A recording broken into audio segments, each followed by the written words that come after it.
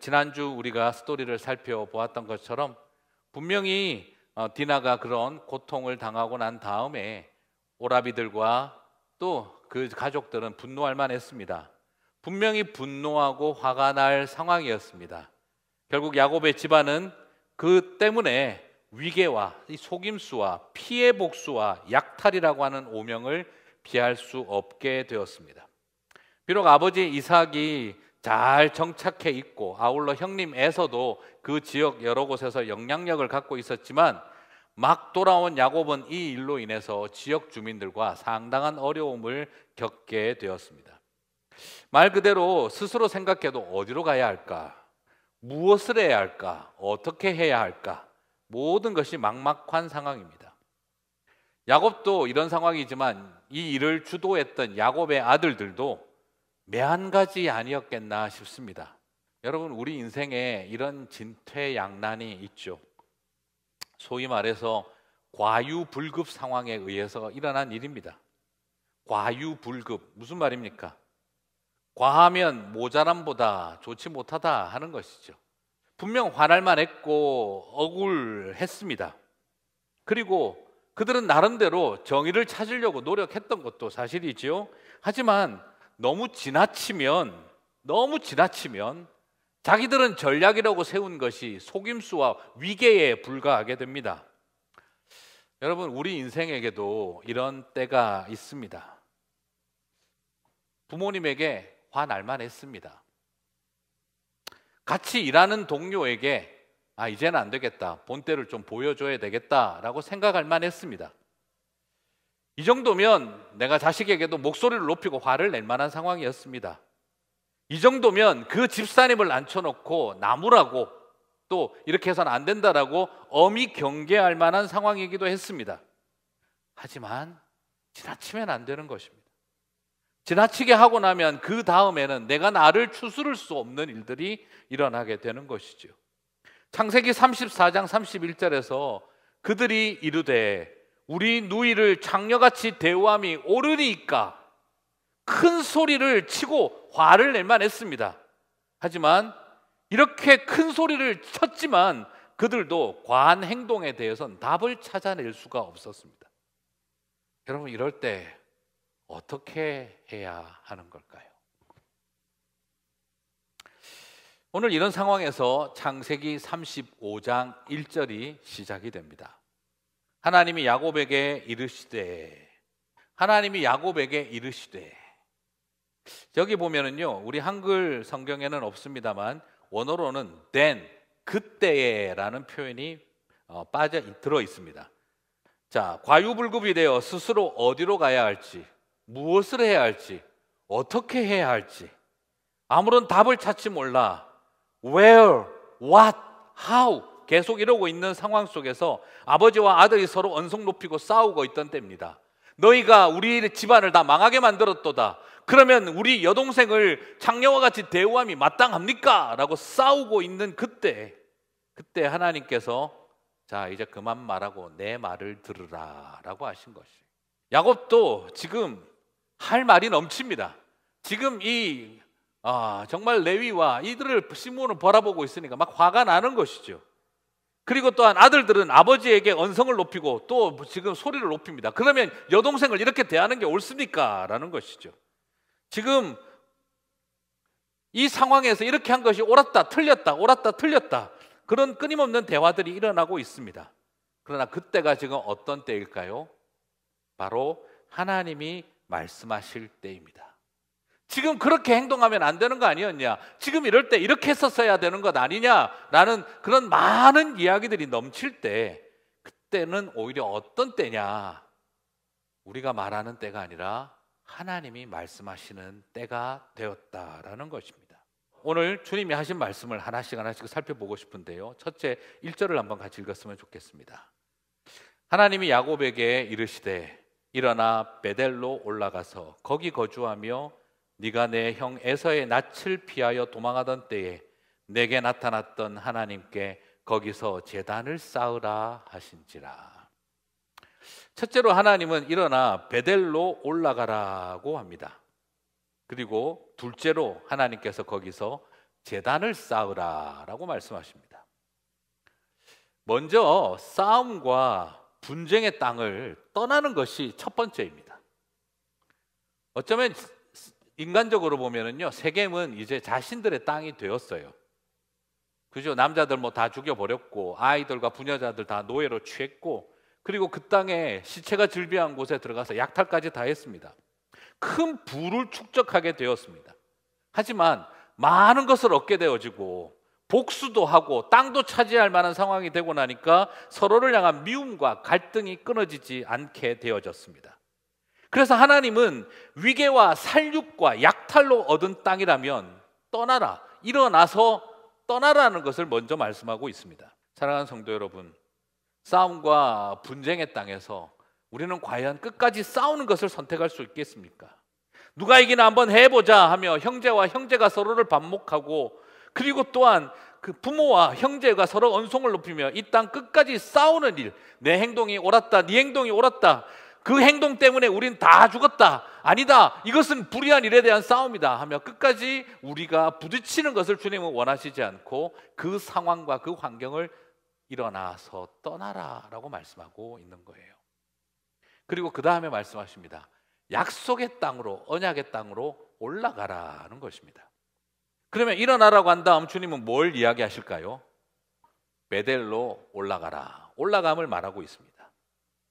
야곱이 집을 떠나 혼자서 외삼촌 라반의 집으로 역이민을 갈 때 길거리에서 노숙했던 그 베델로 가라고 주님, 올라가라고 말씀하십니다.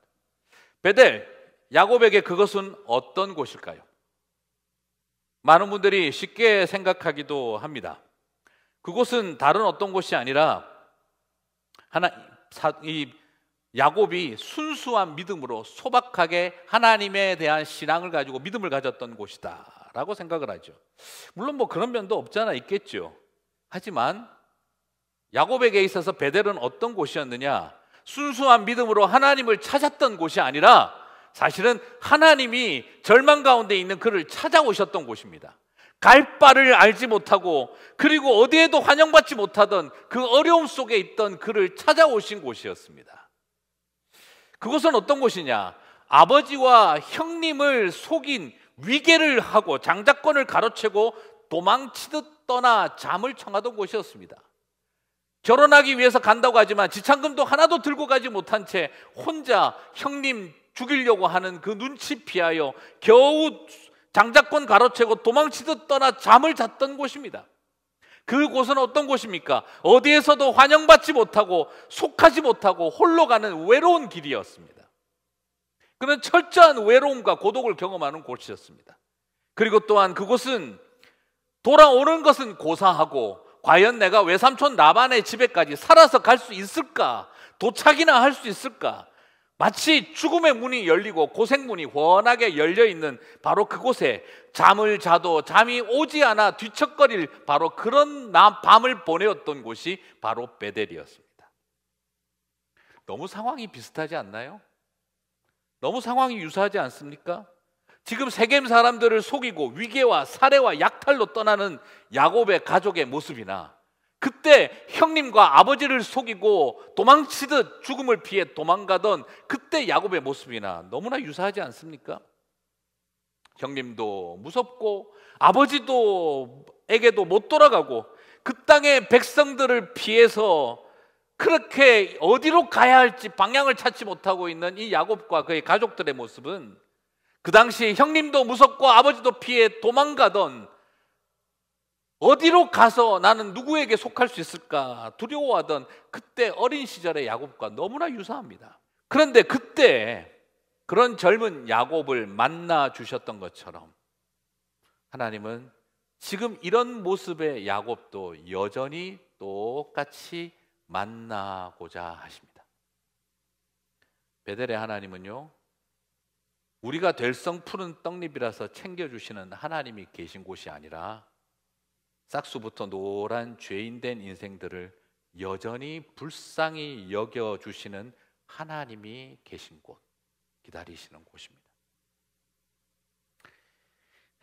참 나이가 들고 세월이 흘러가며 신앙의 연조가 깊어지면 좀 나아질까 싶은데 우리 인생은 여전히 죄인의 습성을 드러낸다는 것이죠. 어떻게 베델에서 처음 주님을 만날 때에 그때의 야곱의 모습이나 인생의 험한 맛, 험악한 세월 다 살고 와서도 여전히 베델에서 주님을 만나야 할 이 베델의 이 야곱의 모습은 왜 이렇게 큰 차이가 나지 않는 걸까?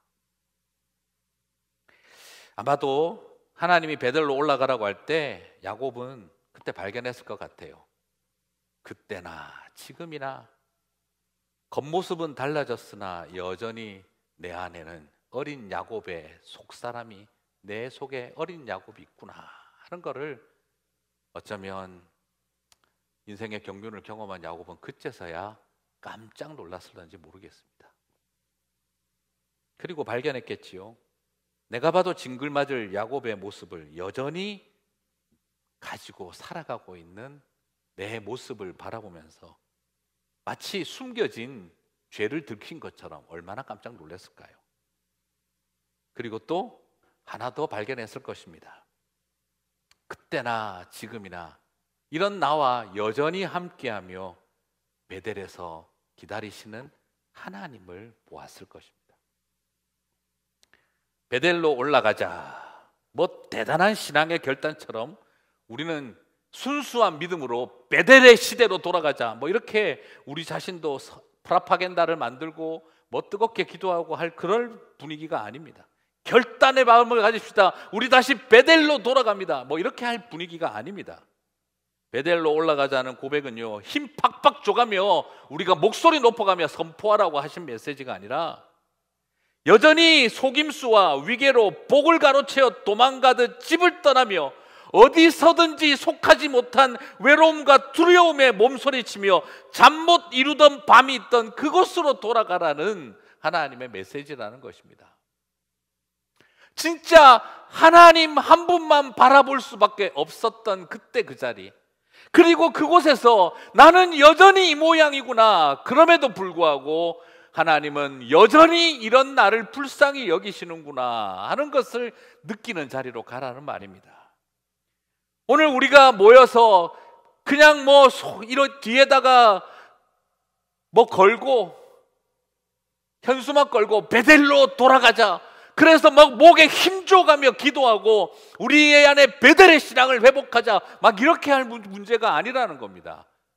순수했던 믿음, 야곱의 하나님을 사랑했던 젊은 날 순수했던 믿음, 이런 게 아닙니다. 정확하게 말하면 젊은 날부터 야곱은 대책 없었고 소망 없었고 나이가 들어 인생의 연륜을 경험하고도 그는 여전히 그때보다 나아진 게 없는 인생이라는 걸 그냥 하나님 앞에 직면하는 자리가 베델로 올라가는 길입니다. 그런데도 불구하고 이런 나를 끝까지 붙들어 주시는 하나님을 만나는 시간인 것이죠. 그러므로 베델로 올라가자, 무엇을 말하는 걸까요? 그때 나를 불쌍히 여겨주셨던 하나님이 오늘도 나를 불쌍히 여겨주시며 그때 나를 사닥다리로 보여주시고 천사들이 왕래하는 것을 보여주신 하나님이 지금도 나와 함께하고 계시는 것을 보여주려고 나를 초대하신 것이죠. 그래서 우리에게 베델로 올라가자는 무엇입니까? 내 속에 선한 것이 하나도 없고 오직 소망은 동일하신, 언제나 한결같으신 우리 하나님밖에 없습니다 라는 것이 바로 베델로 돌아가는 자들의 신앙의 고백인 것이죠.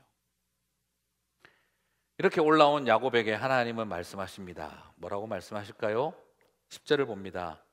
하나님이 그에게 이르시되 내 이름이 야곱이지만은 내 이름을 다시는 야곱이라 부르지 않고 이스라엘이 내 이름이 되리라 하시고 그가 그의 이름을 이스라엘이라 부르시고, 야복강에서 이름 지어주셨던 이스라엘을 다시 한번 갱신합니다. 여러분 놀랍지 않습니까? 하나님이 이스라엘이라는 이름을 주실 때 패턴이 있었어요. 야복강에서 그가 엄청난 믿음의 결단을 하고 변화된 삶의 모습을 보여주자 이제 너는 이스라엘이라 하셨나요? 다시 약속의 땅으로, 고향 땅으로 돌아와서 형님 에서와 아버지 이삭과 만나서 회개하고 아름답고 정말 훌륭한 모습으로 지역 사람들에게 칭송과 칭찬을 받게 되자 하나님이 내가 너를 이스라엘이라 하리라 하셨나요? 오늘 이 메시지를 잘못 오해하면 우리는 막 살아도 하나님 이스라엘이라 해주신다라고 생각할 수도 있겠습니다만, 그러나 우리는 여기서 발견하게 됩니다. 하나님은 그를 언제 불러주셨습니까? 야복강에서 그 못난 모습으로 여전히 그 하나님이 아무리 말씀해도 두려움 속에 하나님하고 싸우고 있는, 그리고 아직도 형님 에서의 굴레를 벗어나지 못한 그 못난 야곱을 바라보시면서 하나님이 져주시며 네가 이겼다 하며 네가 하나님과 겨루어 이긴 자다 하며 이스라엘이라 해주셨어요. 그리고 디나의 성폭행 사건 이후에 그 엄청난 속임수와 살육과 약탈이 일어나고 난 다음 자신의 못난 모습에 갈 길을 찾지 못하고 있을 때 하나님이 그를 베델에 불러 여상하시고 동일하신 하나님의 은혜를 보여주실 때 그를 이스라엘이라고 부릅니다. 무슨 의도겠습니까? 이 못나나, 그래도 나는 너를 사랑한다 하는 것입니다. 왜 이렇게 너는 자꾸 싸우니? 복 받으려고 형님하고 이제 좀 그만 싸워라. 복 받으려고 또 가서 장인어른과 처남 동서지간에 또 그렇게 싸웠는데 이제 좀 그만 싸워라. 여기 돌아와서도 또 약탈하느라 또 그 땅의 백성들과 싸우며 너도 두려움에 떨고 살아가는 사람, 그만 싸워라. 너는 나와 씨름하여 이긴 자다, 이스라엘이다 라고 이야기를 하신 거예요. 참 하나님 마음은 속도 깊습니다. 에서의 복, 큰아들 장자 복에 목을 메고 살아왔던 그에게 이제 좀 큰아들의 장자의 복 때문에, 에서의 복 때문에 목 메고 살지 마라. 너는 야곱의 축복을 받으면 된다. 왜 그렇게 에서의 축복에 목 매달고 사니? 너는 야곱의 축복, 이스라엘의 복을 받으면 되지 않느냐라는 이 말입니다. 저는 하나님이 이 모든 과정을 통해 평생 큰아들 복, 큰형님 복, 세상의 복에 목매어 살아가던 그에게 이제 하나님은 너는 이제 세상과 이기려고 하지 마라. 형님하고 이기려고 평생 형님 발목 잡고도 살지 마라. 너는 나와 씨름하여 이긴 자다. 이제 이스라엘의 복을 누려라. 에서의 복도, 큰아들의 복도, 큰형님의 복도 아니라 너는 너의 야곱의 축복, 이스라엘의 복을 누려라 하는 것입니다. 그래서 11절에서는 하나님은 그에게 무엇을 주십니까? 놀랍게도 그 아담의 축복을 주십니다. 하나님이 그에게 이르시되 나는 전능한 하나님이라. 생육하며 번성하라.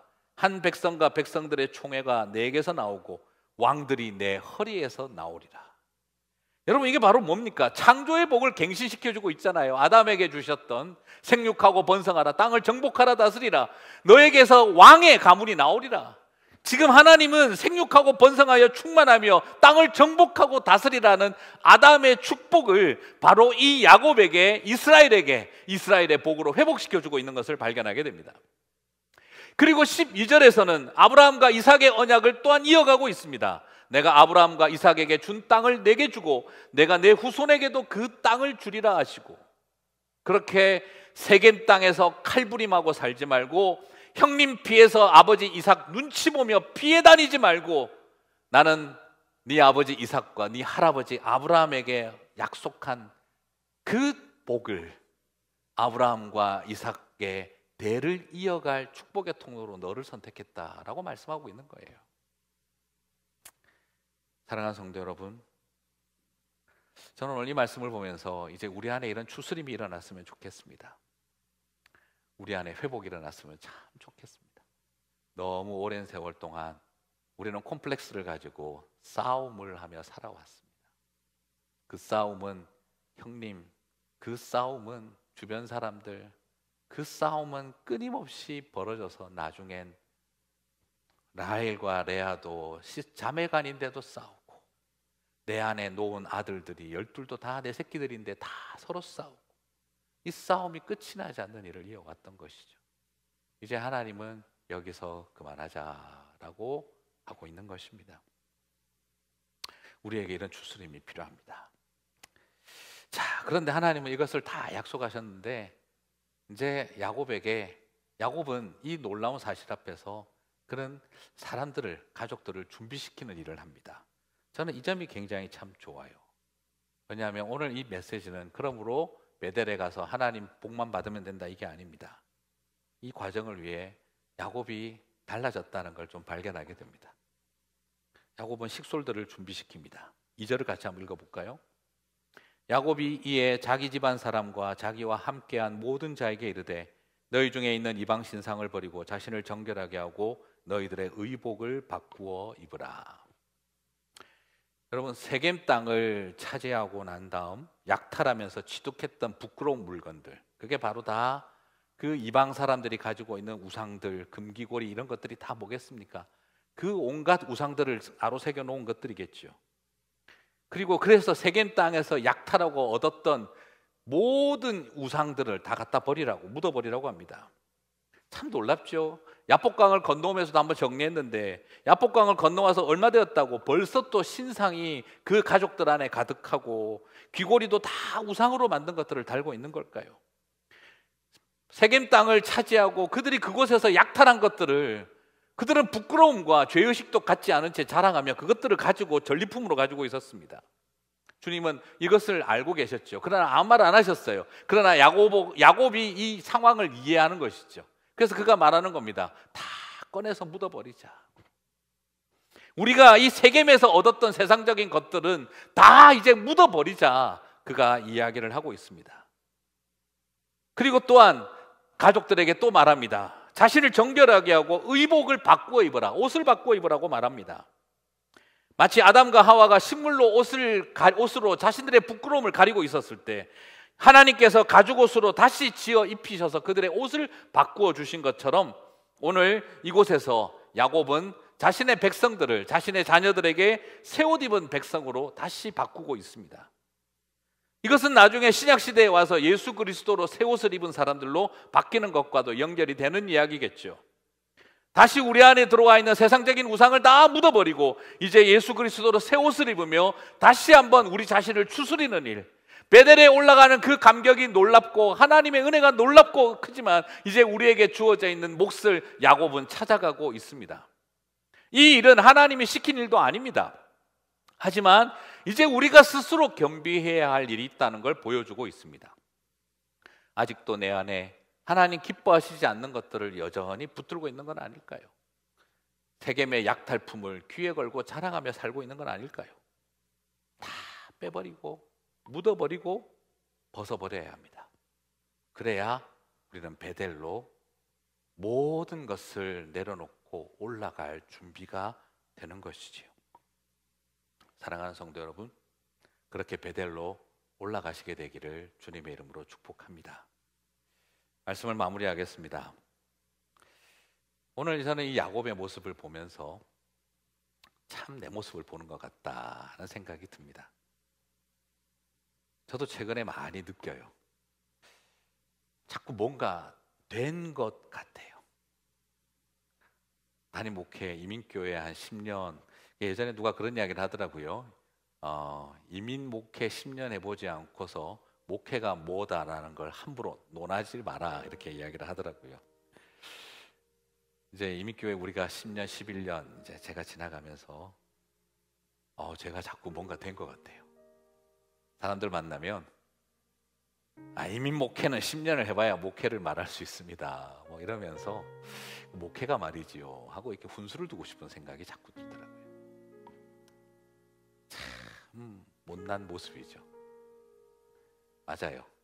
우리는요, 세월이 흘러가고 시간이 지나가면 스스로 뭔가 된 것처럼 착각하고 교만해질 가능성이 높아요. 초심을 잃어버리고. 그리고 나서 어느 순간에 세겜에서 칼부림 나고 어디로 가야 될지, 무엇을 해야 할지, 어떻게 해야 될지 막막해지면 그때 알게 됩니다. 나는 20년 전이나 10년 전이나 30년 전이나 여전히 똑같은 죄인이구나. 그렇죠? 최근에 저도 얼마 전에 한번 꿈을 꿨는데 제가 제 속내를 들킨 것 같아서 화끈거리고 깜짝 놀랐습니다.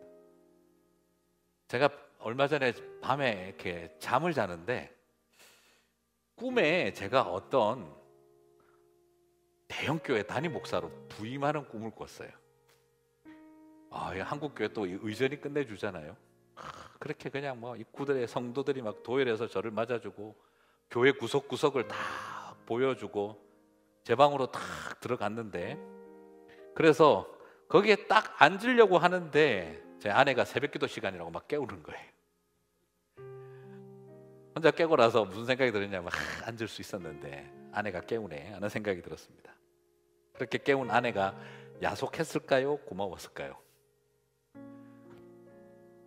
나중에 아내에게 제가 그 꿈 이야기를 해줬더니 정신 차리라고 하더라고요. 요즘 잠을 잘 못 자더니 별 쓸데없는 꿈을 다 꾼다고 핀잔을 주더군요. 이런 아내가 있어서 얼마나 참 감사한지 모르겠습니다. 그래서 결론은 돼지 꿈이 아니라 개 꿈이라고 생각을 하고 웃었던 적이 있습니다. 저는 오늘 야곱을 보면서 하나님께서 오늘 우리에게 그 도전을 주고 계신 것 같아요. 베델로 올라가라 하셨을 때 야곱은 그때 번쩍 했을 겁니다. 어찌 일이 그때랑 지금이랑 이렇게 똑같을까?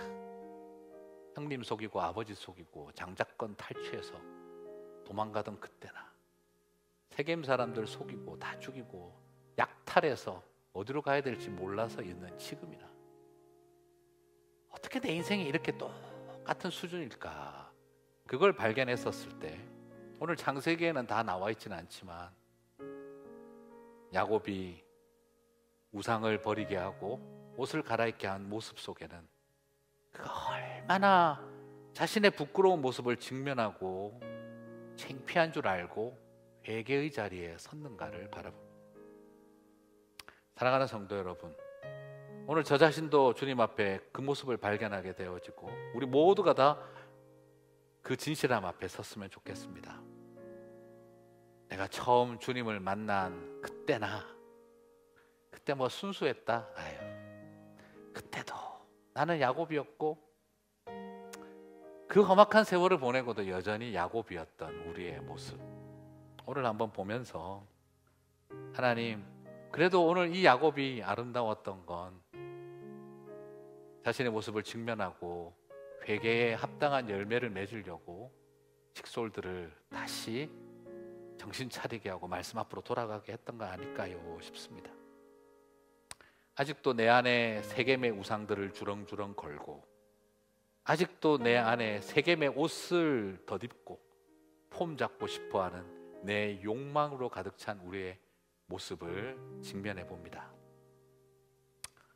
벗어버리고 묻어버리고 다시 예수로 옷 입고 베델로 올라가야겠습니다. 베델로 올라가자 하는 그런 선동적인 구호가 아니라 한없이 부끄럽고 작았던 우리의 모습을 또 여전히 이 모양이구나 하는 걸 직면하면서 그런 우리를 한결같이 사랑하시고 예배를 받아주시는 하나님의 은혜 앞에 엎드렸으면 좋겠습니다. 그래서 베델의 하나님이 영원한 우리의 위로이고 소망인 것을 선포하며 오늘도 다시 베델로 나아가자 소리치지 않고 나지막하게 고백하는 저와 여러분 되시기를 주님의 이름으로 축복합니다.